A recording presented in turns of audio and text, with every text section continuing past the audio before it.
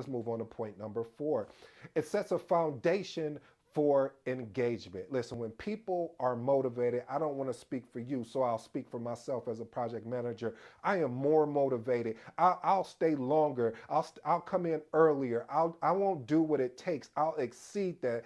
Matter of fact, I won't even be there for a paycheck. I'm there for the experience.